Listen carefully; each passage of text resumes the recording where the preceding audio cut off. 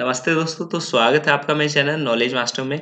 और आज मैं आपको बताने वाला हूँ जो न्यू एजुकेशन पॉलिसी आया है 2020, जो कि 34 इयर्स के बाद जो चेंज आया है। इंडिया में जितने भी एजुकेशन सेक्टर के प्रॉब्लम्स थे, उनमें से मैक्सिमम को रेक्टिफाई किया गया है और उन्हें हटाया गया है, उनका सॉल्यूशन निकाल के लाया गया है। तो चलिए इस वीडियो में हम लोग देखते हैं। आपको टोटल समझाऊंगा और आप लिंक नीचे भी देख मिल जाएगा आपको डिस्क्रिप्शन में। आप टोटल 43 मिनट्स का जो है वो वीडियो है, जहाँ पे जो मिनिस्टर्स है वो समझाए हैं, लेकिन उसको मैं इजी वे में आपको इस वीडियो में पॉइंट टू पॉइंट समझाऊंगा।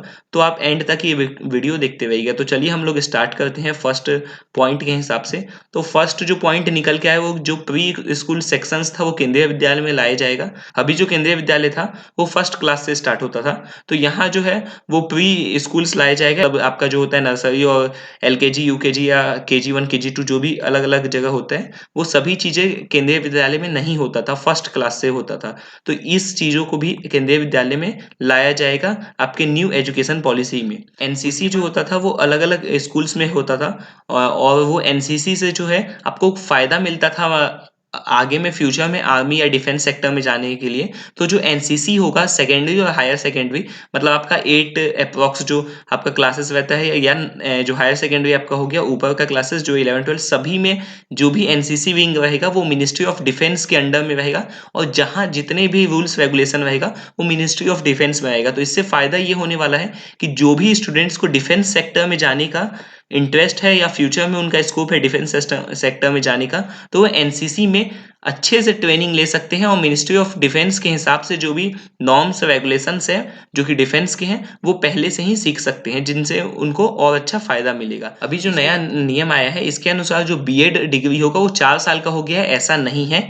इंटीग्रेटेड 4 ईयर बीएड डिग्री रहेगा। मिनिमम क्वालिफिकेशन आपको 4 ईयर होना चाहिए। इसका मतलब ये है कि 12 के बाद जो है आप मिनिमम 4 साल पढ़े होने चाहिए और आप बीएड पढ़े रहने चाहिए, तब जाके आप जो है वो टीचिंग कर सकते हैं। जैसे अगर आप कोई बैचलर डिग्री 3 साल की है और बीएड फिर 2 साल की है, तो वो 5 साल हो गया, तो वो 5 ईयर्स आपका वैलिड रहेगा। आपको 12 के बाद एक बैचलर्स डिग्री के साथ में बीएड करना पड़ेगा।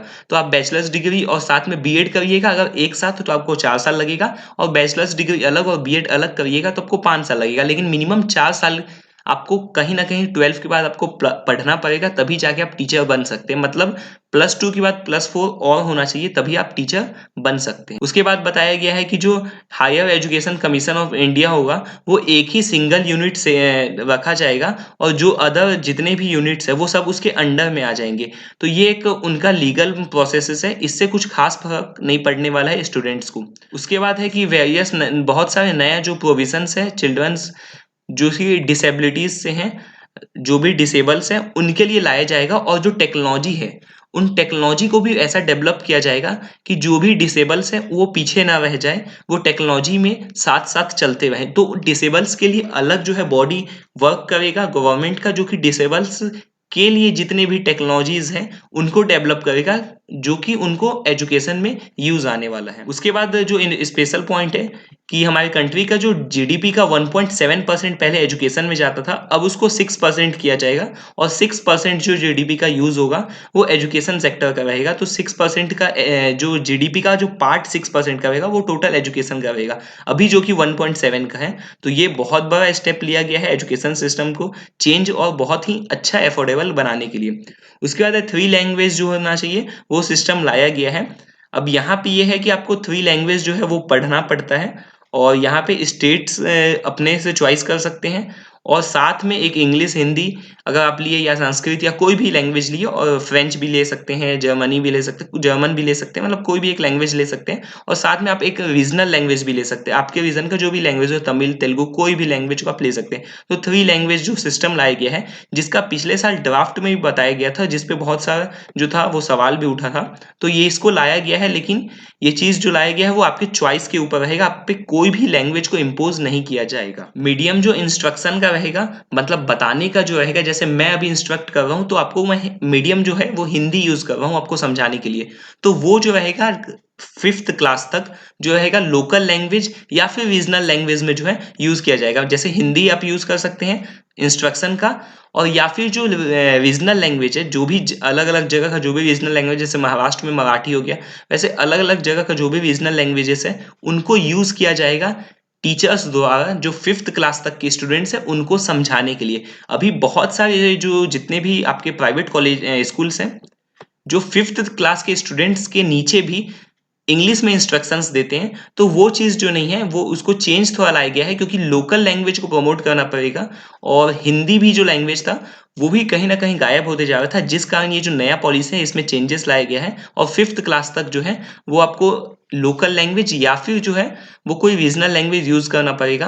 8 तक भी इसको लाया जा सकता है, वो धीरे-धीरे इम्पोज़ होगा। उसके बाद है कि no hard separation for streams for students. ये जो चीज़ है, यूएस और सिंगापुर से उठाया गया है, जहाँ पे जो है स्ट्रीम्स में स्टूडेंट्स को डिवाइड नहीं कर दिया जाएगा। स्टूडेंट्स को अपने चॉइस अनुसार जो है, वो सब्जेक्ट्स लेने का छूट रहेगा। जैसे किसी स्टूडेंट को अगर इंटरेस्ट है फैशन डिज़ाइनिंग में और उसको मैथमेटिक्स भी पढ़ना है क्योंकि मैथमेटिक्स जो है, वो एक मेन स्ट्रीम का पार्ट है और वो जो आपके फ्यूचर में काम आता है। तो आपको मैथमेटिक्स पढ़ना है और साथ में अगर आपको इंटरेस्ट वाला भी कोई सब्जेक्ट पढ़ना है, जैसे कि हो गया आपका फाइन आर्ट्स हो गया या फिर हो गया आपको इंटरेस्ट है बीएसटी में, बिज़नेस स्टडीज़ में, आपको बिज़नेस में भी इंटरेस्ट है और मैथमेटिक्स में भी इंटरेस्ट है। तो आप मैथमेटिक्स के साथ बिज़नेस स्टडीज़ या फैशन डिज़ाइनिंग ऐसा कोई भी अदर सब्जेक्ट्स भी रख सकते हैं। तो आप अपने हिसाब से सब्जेक्ट्स को चॉइस कर सकते हैं, जो कि यूएस और सिंगापुर जैसे कंट्रीज़ में आपको छूट मिला हुआ है, जहाँ पे स्टूडेंट्स अपने से जो है वो सब्जेक्ट्स चॉइस करते हैं। तो वो चीज़ यहाँ पे आपके लिए लाया गया है। एक्स्ट्रा करिकुलर जितने भी सब्जेक्ट्स हैं, उन पे फ़ोकस दिया गया है और उनको बढ़ावा देने के लिए ये सभी चीज़ जो है वो लाया गया है। उसके बाद लाया गया है जो स्पेशल पॉइंट है कि जो न्यू एजुकेशन पॉलिसी में जो करिकुलम है, उसको रिड्यूस किया जाएगा। मतलब जो करिकुलम टोटल अभी जो बना हुआ है एनसीईआरटी के बुक्स के हिसाब से जो भी करिकुलम है, उसको रिड्यूस किया जाएगा। उसमें बहुत सारी जो अननेसेसरी चीज़ें हैं उनको हटाया जाएगा और स्टूडेंट्स पे जो एकेडमिक बर्डन है उनको कम करके extra curricular activities, vocational studies और इंटर्नशिप और जो एक्सपीरियंशियल जो लाइफ का लर्निंग्स है, जो कि जो लाइफ एक्सपीरियंसेस है या जो लाइफ में काम आने वाला वोकेशनल कोर्सेस है, उन पे फोकस किया जाएगा। साथ में एकेडमिक को ख़त्म नहीं किया जा रहा है, एकेडमिक पे फोकस रहेगा, एकेडमिक पे फर्स्ट प्रायोरिटी रहेगा। लेकिन जो बर्डन है अभी स्टूडेंट्स पे, उस चीज़ों को कम करना पड़ेगा और उन चीज़ों को कम किया जाएगा और जितना भी एक्स्ट्रा वेस्ट जो कि है कुछ-कुछ एक्स्ट्रा चीज़, वो सभी चीज़ों को हटा के और टोटल जो फोकस में जो काम आने वाला है, उन्हीं चीज़ों को बस बताया जाएगा। उसके बाद जो एनआईओएस है, एनआईओएस होता है national institute for open schooling होता है। उसका जो है वो आपका +2 का भी कोर्सेस होता है, 10th से स्टार्ट होता है। 10 और 12 का जो आपका बोर्ड एग्जामिनेशन है, आप वो ओपन से भी दे सकते हैं। तो इसको जो है वो आपका 3rd, 5th और 8th पे लाया जाएगा। मतलब जो होम स्कूलिंग टाइप की चीज़ें होती हैं, जो फॉरेन में यूज़ ज़्यादा होता था, इंडिया में होम स्कूलिंग उतना यूज़ नहीं होता है, उन चीज़ों पे भी फोकस किया जाएगा। उसके बाद जो बताया गया है वो है कि जो टेक बेस्ड ऑप्शंस है लर्निंग का, जो कि आप ऑनलाइन लर्निंग करते हैं या फिर जो स्वयं नाम का जो इनिशिएटिव स्टार्ट किया गया है गवर्नमेंट ऑफ इंडिया द्वारा, जो कि टीवी पे आता है, आपको पढ़ाया जाता है, उन सब चीज़ों पे भी फोकस किया जाएगा और इंटरनेट और जितना भी नया टेक्नोलॉजी बेस्ड लर्निंग है उन पे फोकस किया जाएगा, उनको भी बढ़ावा दिया जाएगा। उसके बाद जो है बोर्ड एग्जाम का प्रेशर यहाँ पे कम किया गया है और जो स्टूडेंट्स जो आगे पढ़ेंगे उनको बोर्ड एग्जाम का प्रेशर अभी जो स्टूडेंट्स पढ़ के निकल चुके हैं या पढ़ रहे थे उतना नहीं पढ़ने वाला है, उससे कम किया जाएगा। एक एग्जाम पे टोटल बर्डन नहीं दे दिया जाएगा, उसको एनुअल, सेमेस्टर और मॉड्यूलर एग्जाम्स में डिवाइड किया जाएगा। उसके बाद दूसरी जो चीज़ लाया गया है वो ये लाया गया है कि जो सब्जेक्ट्स हैं उनको 2 पार्ट में डिवाइड किया जाएगा। जैसे अभी मैथ्स का क्लास 10th में किया गया है, अभी ये हुआ है कि जो बेसिक और एडवांस्ड मैथ 2 मैथ्स में डिवाइड हुआ है। जिन स्टूडेंट्स को मैथ्स में इंटरेस्ट और फ्यूचर में उनको मैथ्स में ही स्ट्रीम में अपना करियर बनाना है, तो वो एडवांस्ड मैथ्स लेके आगे पढ़ेंगे। और जिन स्टूडेंट्स को मैथ्स में उतना इंटरेस्ट नहीं है और उनका इंटरेस्ट कहीं किसी और फील्ड में, कॉमर्स से रिलेटेड फील्ड में है, तो उनमें जो है या कोई भी अदर बायोलॉजी रिलेटेड फील्ड में, तो वहाँ पे वो बेसिक मैथमेटिक्स का जो है वो लेके और आगे परस्यू कर सकते हैं। तो उस चीज़ को जो है वो अभी तक मैथ्स में एक ट्रायल वर्जन के लिए लाया गया था 10th क्लास में, उस चीज़ को जो है सभी सब्जेक्ट्स के लिए लाया जाएगा और बोर्ड एग्जाम का जो 10th का 12th का जो प्रेशर है उसको थोड़ा कम किया जाएगा। उसके बाद जो बहुत बड़ा चेंजेस लाया गया है, और ये जो चेंजेस लाया गया है ये बहुत बड़ा चेंजेस है, जो कि इस साल तो नहीं हो पाएगा और इसमें जो है बहुत टाइम लग सकता है। अभी ये लाया गया कि एनटीए जो है वो कॉमन एंट्रेंस एग्जामिनेशन लेगा, जो कि अदर कंट्रीज में होता है। जैसे कि एसएटी का जो एग्जामिनेशन है, टोटल एसएटी का जो एग्जामिनेशन होता है यूएस में होता है, उस एसएटी को एग्जाम को टोटल कॉपी पेस्ट कर दिया गया है और यहाँ पे जो एनटीए है वो एक कॉमन एग्जाम लेगा और साथ में जो है सब्जेक्ट्स जो है वो सब्जेक्ट्स टेस्ट लेगा। वैसे ही एसएटी में भी होता है। एसएटी में भी एक कॉमन टेस्ट होता है, एसएटी जो 1600 मार्क्स का होता है, बेसिक जो एप्टीट्यूड टेस्ट होता है, और उसके साथ में अगर किसी को इंजीनियरिंग में परस्यू करना है तो मैथमेटिक्स और फिजिक्स का जो है सब्जेक्ट टेस्ट देके एडमिशन ले सकता है। तो इस पे फोकस किया गया है। एनटीए जो है नेशनल टेस्टिंग एजेंसी एक ही एग्जाम लेगा, जेई नीट जितने एग्जाम है उनको हटा दिया जाएगा और उसके बाद जो एसएटी टाइप का एनटीए जो है एग्जाम एक लेगा और साथ में सब्जेक्ट्स टेस्ट रहेंगे। जिनको अगर एमबीबीएस में जाना है वो नीट एग्जामिनेशन नहीं देंगे बल्कि एनटीए का जो है एक जो कॉमन एग्जाम होगा एप्टीट्यूड बेस्ड उसको देंगे और साथ में जो बायोलॉजी और बोल सकते हैं आप केमिस्ट्री के जो सब्जेक्ट टेस्ट रहेंगे उनको देके वो एमबीबीएस में आगे फोकस कर सकते हैं। तो ये बहुत बड़ा चेंजेस लाया गया है। उसके बाद बहुत बड़ा जो चेंजेस लाया गया है वो ये लाया गया है कि जो कोडिंग है वो 6 क्लास ऑनवर्ड्स पढ़ाई आपको स्टार्ट हो जाएगा स्कूल्स में। ये आपको अभी कंपलसरी नहीं किया गया है और इसको इम्पोज करते करते बहुत ज़्यादा टाइम लग जाएगा क्योंकि अभी उतना अच्छा इक्विपमेंट्स हमारे इंडिया में नहीं है, सभी स्कूल्स उतना अच्छा इक्विप नहीं है और उतने अच्छे टीचर भी कोडिंग के हर सिटीज़ में अवेलेबल नहीं है। बट इसको 2030 तक अच्छे से इम्पोज कर दिया जाएगा जहाँ पे 6 क्लास से स्टूडेंट्स को जो है कोडिंग सिखाया जाएगा। अब इसमें बोला ये गया है कि जो कोडिंग है उससे स्टूडेंट का जो एनालिटिकल थिंकिंग होता है, साइंटिफिक थिंकिंग होता है वो इम्प्रूव होता है। तो जिस कारण से जो है कोडिंग पढ़ाया जाएगा। फ्यूचर में आप अगर कोई भी अदर फील्ड में जाएंगे लेकिन आपको 6 से कोडिंग सिखाया जाएगा तो वो आपको जो है फ्यूचर में काम आने वाला है क्योंकि फ्यूचर में सभी चीज़ें जो है आप हेल्थ केयर ले लिया, बिजनेस हो गया आपका, हर जगह जो है वो कोडिंग का यूज आने वाला है जिस कारण ये बहुत बड़ा स्टेप लिया गया है। जो नया एक और बहुत बड़ा चेंजेस लाया गया है वो 10+2 सिस्टम को चेंज करके 5+3+3+4 सिस्टम को लाया गया है।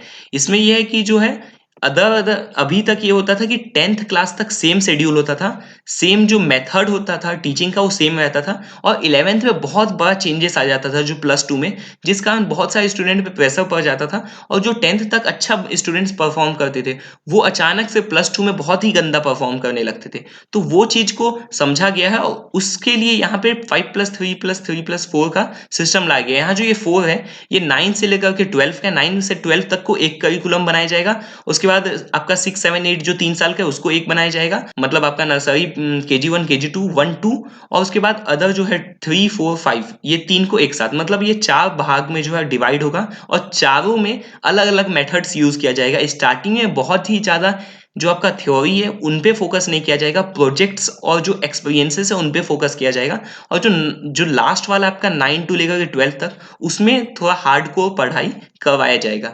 जो सिस्टम में बहुत बड़ा चेंजेस लाने की जरूरत था, बहुत समय से स्टूडेंट्स का ये डिमांड था। उसके बाद multiple entry and exit programme को लाया गया है। ये बहुत ही अच्छा चीज़ है और ये उन स्टूडेंट्स के लिए है जिनको जो है एंटरप्रेन्योरशिप में परस्यू करने का थोड़ा इंटरेस्ट रहता है। तो होता ये है अभी कि अगर आपका 4 साल का इंजीनियरिंग है और कोई स्टूडेंट को 3rd ईयर में अपने स्टार्टअप पे फोकस करना है, उसके पास आइडिया है, उसके पास फंडिंग भी मिल गया, उसका स्टार्टअप भी अच्छा चलने लगा, तो स्टूडेंट्स बहुत ज़्यादा कंफ्यूज्ड रहते हैं कि पढ़ाई करना चाहिए या स्टार्टअप करना चाहिए, क्योंकि स्टार्टअप में रिस्क भी रहता है। तो ये लाया इसलिए गया है कि अगर 3rd ईयर में स्टूडेंट को लगता है नहीं मुझे स्टार्टअप में जाना चाहिए, तो वो ये कर सकता है कि 3rd ईयर में पास आउट हो सकता है और क्रेडिट्स अपना, मतलब जो 3rd ईयर तक का स्कोर्स था वो गवर्नमेंट के पास सेव करवा सकता है। उसके बाद अगर 2 साल या 3 साल एक फिक्स्ड पीरियड के बाद उसका स्टार्टअप फेल हो गया, वो नहीं चल पाया, तो स्टूडेंट डायरेक्टली आके और 4th ईयर कंप्लीट करके 4 साल का कंप्लीट डिग्री ले सकता है।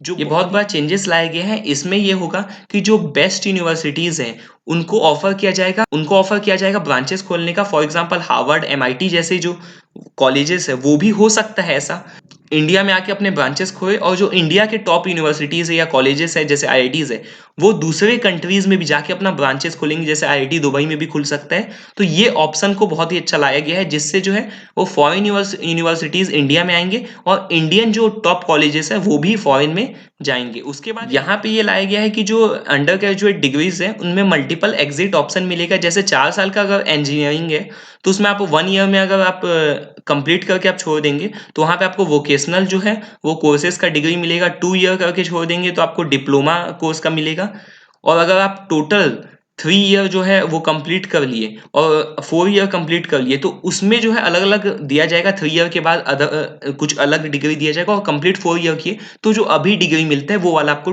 कंप्लीट डिग्री मिलेगा। तो किसी स्टूडेंट को अगर है कि 2 ईयर पढ़ने के बाद कहीं और फ़ोकस करना है या इसमें भी आप सोच सकते हैं स्टार्टअप या एंटरप्रेन्योरशिप में अगर जाना है, तो वो जो है डिप्लोमा कोर्स लेके और अपने जो इंटरेस्ट का चीज़ है, उसमें वो जा सकता है। और दोस्तों एक स्पेशल बात बता देना चाहता हूँ कि जो एनटीए वाली बात है कि एनटीए को मतलब जो एनटीए है वो एक एग्ज़ाम लेगा, तो उसमें जो है वो अभी जो स्टूडेंट्स देंगे मतलब कि जेईई 2020 और जेईई 2021 वाले स्टूडेंट्स, उनके साथ ऐसा नहीं होगा कि उनका एग्ज़ाम कैंसल करके और उनको जो है वो जो नया मेथड लाया गया है, उस हिसाब से एग्ज़ाम दिलवाया जाएगा। इसको टोटल जो अप्लाई करने में है, वो टाइम लगेगा 3, 4, 5 ईयर 2025 तक ये हो सकता है टोटल अप्लाई करें। तो आपको बता दूँ मैं कि जेईई और नीट का जो आपका कोर्स होता है, कोर्स से रिलेटेड जो भी आपका सब्जेक्ट्स का चैप्टर वाइज़ जो भी एक्सप्लेनेशन है या जो भी टॉपिक है, वो सभी जो है स्टूडेंट्स को अवेलेबल हो जाता है या तो ऑनलाइन या तो सभी स्टूडेंट्स मैक्सिमम स्टूडेंट्स जो हैं, वो ऑफलाइन कोचिंग कहीं न कहीं जॉइन किए रहते हैं, जहाँ पे उनके टीचर्स उनको पढ़ा देते हैं। बट कुछ ऐसी चीज़ें हैं, जो स्टूडेंट्स जो हैं, उनको पूछना रहता है पर्सनल की स्ट्रैटेजीज़ कैसे है, कैसे करना है। तो ये जो है, ये जेईई वे जो है ये स्टार्टअप है आईआईटी रोपड़ के स्टूडेंट्स का और यहाँ पे आप आईआईटियंस से जो आईआईटी रोपड़ में स्टूडेंट्स पढ़ रहे हैं या आईआईटीज़ में जो अदर आईआईटीज़ में स्टूडेंट्स हैं, उनसे आप डायरेक्टली जो है कंसल्टेशन कर सकते हैं। कॉल पे आप बात करके अपने जितने भी प्रॉब्लम्स है related to life, related to strategies वो सभी चीज़ें आप समझ सकते हैं। जिनमें आपको जो चार्ज देना पड़ता है वो ₹100 चार्ज देना पड़ता है। बट जो है ये आरआईटी 50 कोड यूज़ करने पे आपको जो है 50% का ऑफर मिलेगा और यहाँ पे आप क्लिक करने के बाद जो आप कूपन कोड है, वहाँ पे आपको टाइप बस करना है RIT50 टाइप करते ही आपको यहाँ पे 50% का ऑफ मिल जाएगा। तो आशा करता हूँ ये वीडियो अच्छा लगा होगा। आज के लिए धन्यवाद।